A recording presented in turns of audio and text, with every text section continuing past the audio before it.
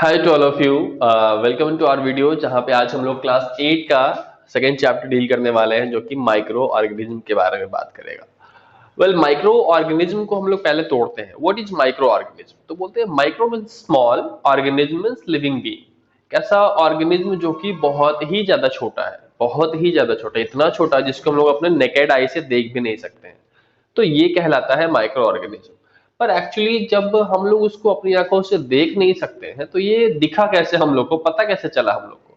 तो ये पता चला हम लोग को एक इंसान जो कि डच का एक टेक्सटाइल वर्कर था जिसका नाम है एंटोन वैन लिवेनहॉक। इन्हीं की बदौलत आज हम लोग माइक्रो ऑर्गेनिज्म जैसे चीजों को या समझ पाए हैं, देख पाए हैं, या कहे तो शुरुआत जो है वो इन्हीं के द्वारा किया गया था। आज जितना भी हम लोग छोटे मोटे जीव जंतु या फिर वायरस बैक्टीरिया इन सब की दवा वगैरह बना पा रहे हैं, देख पा रहे हैं, तो वो सब का सब इनके थ्रू ही हुआ था। पर इन्होंने ऐसा क्या कर दिया भाई? आइए देखते हैं क्या किया इन्होंने। बोला गया कि एंटोनी वैन लेवेनहॉक ने जो कि डच के एक टेक्सटाइल वर्कर थे, उन्होंने खुद से अपने ही से एक इंस्ट्रूमेंट बनाए थे जिसका नाम रखा है माइक्रोस्कोप। जाहिर सी बात है, माइक्रो इन द सेंस कि यहाँ पर छोटे, ऐसा चीज, ऐसा इंस्ट्रूमेंट जो कि छोटे छोटे चीजों को जूम करके, मैग्नीफाई करके देख सकता था। अब इसी वजह से लिवेनहॉक जी ने सबसे पहले जो माइक्रो ऑर्गेनिज्म को देखा, उन्होंने देखा था बैक्टीरिया को। तो एक तरह से कह सकते हैं कि ये शुरुआत जो कि माइक्रो ऑर्गेनिज्म को देखने का हुआ, ये किया गया था एंटन वैन लिवेनहॉक के द्वारा। अब ये हमारा इंट्रोडक्शन वीडियो है, तो जानेंगे इसमें हम लोग को क्या क्या पढ़ना है। तो बोलते हैं कि हम लोग पहली बार की कैटेगराइज किए हैं माइक्रो ऑर्गेनिज्म को 5 टाइप्स में।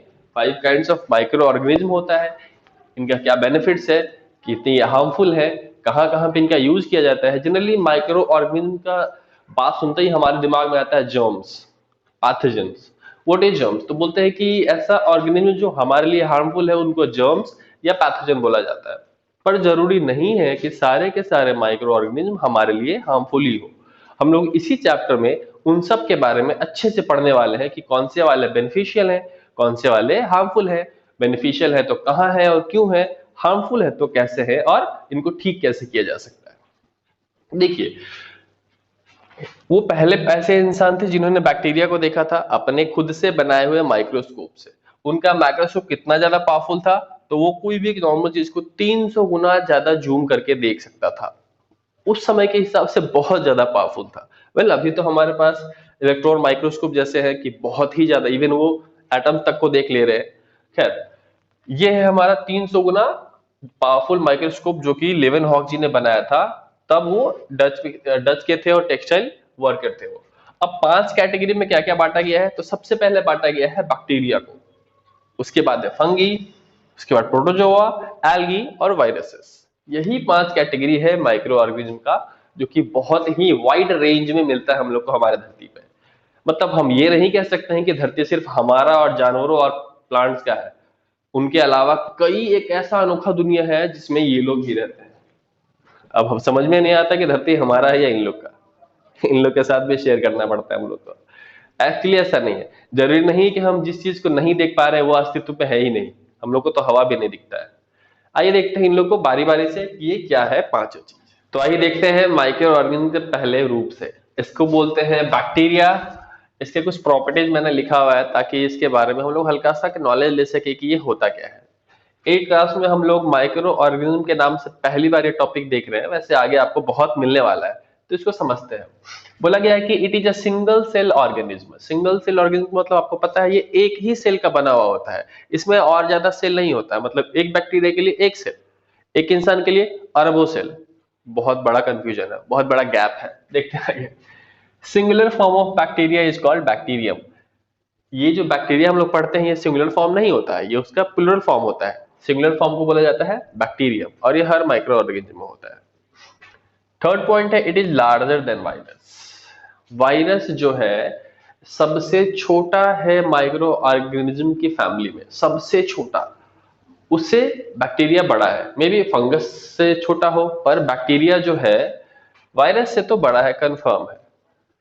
मतलब इससे भी छोटा कुछ है माइक्रो ऑर्गेनिज्म में ही, वो वायरस है।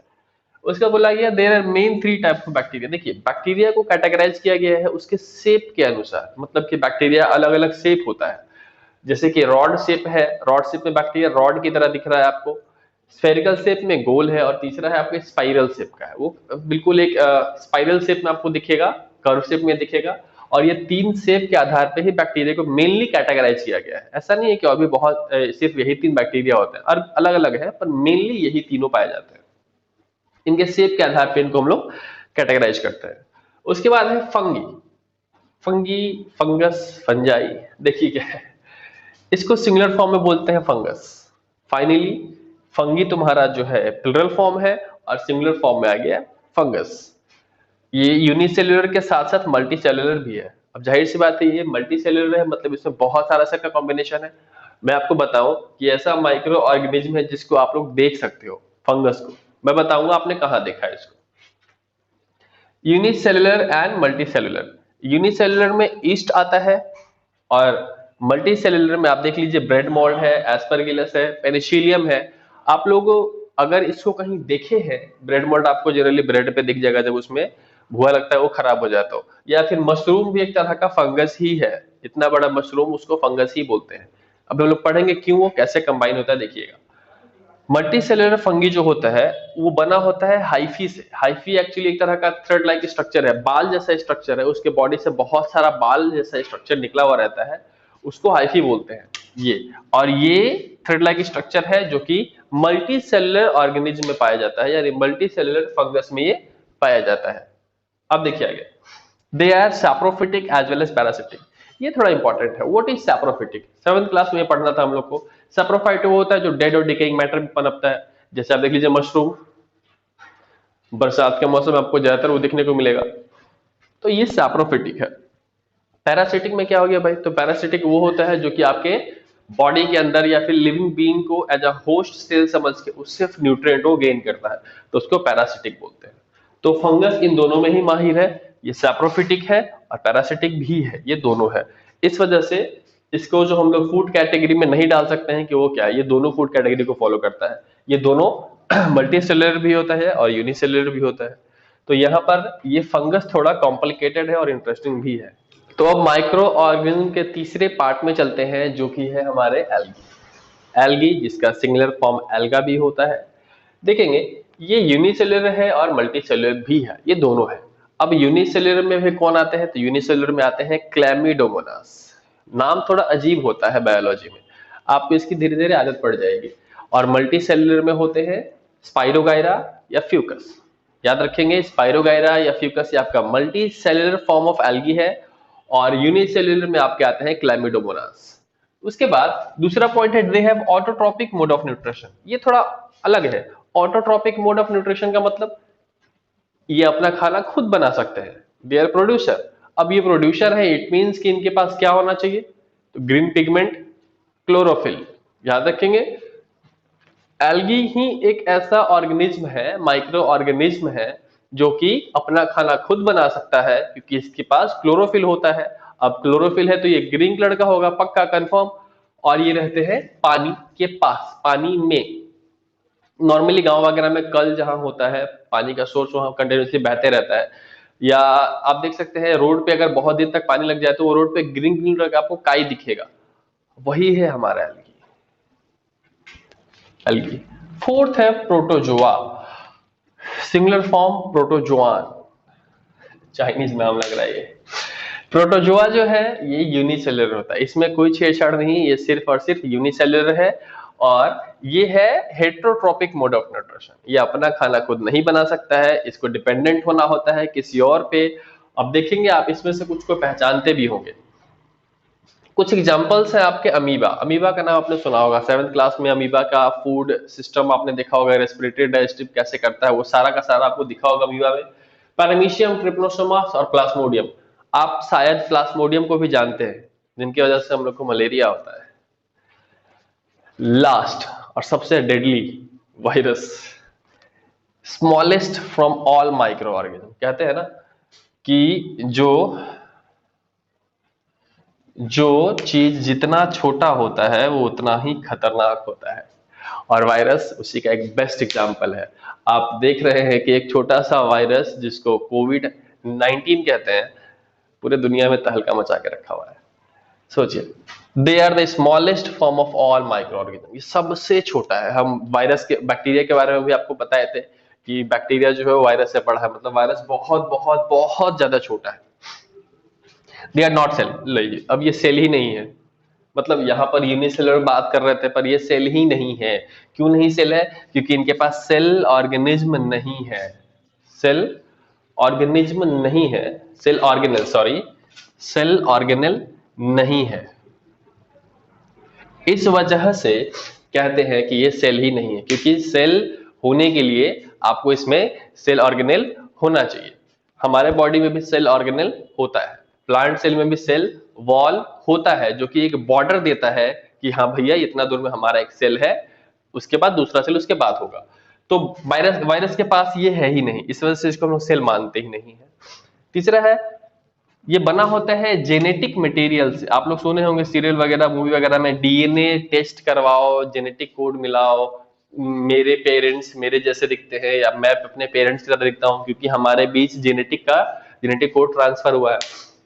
एक्चुअली जेनेटिक मटेरियल वो चीज होता है जिसके कारण एक इंफॉर्मेशन ट्रैवल करता है इस जनरेशन से उस जनरेशन में, और वायरस के पास सिर्फ एक जेनेटिक मटेरियल ही होता है जो आरएनए से बना होता है, और उसके ऊपर है कोटिंग। कोटिंग मतलब उसको एक पैक किया गया है प्रोटीन के लेयर से, प्रोटीन के लेयर से पैक किया गया है और हो गया वायरस तैयार। इतना ही करना है आपको, एक जेनेटिक मटेरियल चाहिए, उसके ऊपर एक लेयर बना दीजिए प्रोटीन का, डन, इतना ही चाहिए उसको, और कुछ नहीं बनाना है। They do not show any living characteristic. देखिए पूरी दुनिया में या तो कोई भी ऑर्गेनिज्म जो लिविंग है, या तो वो लिविंग रहेगा नहीं तो डेड रहेगा, फिक्स है, या तो वो जिंदा है नहीं तो वो मरा हुआ है। पर वायरस ऐसा चीज है, ये ना ही जिंदा है ना ही मरा हुआ है, मतलब कि ये जैसे ही लिविंग बॉडी में आएगा ये जिंदा हो जाता है, ये सब चीज करेगा, रेस्पिरेशन डाइजेशन सब करेगा, इवन अपने आप को मल्टीप्लाई बहुत फास्ट करेगा, तो ये उस समय जिंदा हो गया। पर जैसे ही बॉडी से बाहर गया सब बंद, मतलब ये ना ही रेस्पिरेशन करेगा, मतलब एक भी लिविंग कैरेक्टरिस्टिक्स जो है वो नहीं दिखाएगा जब वो होस्ट बॉडी के बाहर रहेगा, मतलब होस्ट सेल के बाहर रहेगा, वो नहीं दिखाने वाला है कि वो जिंदा है या नहीं, वो ऐसा शो करेगा वो डेड हो गया। पर जैसे ही वो आपके बॉडी में एंटर कर गया, कब्जा कर लिया बॉडी में, वो मल्टीप्लाई होना शुरू हो जाता है।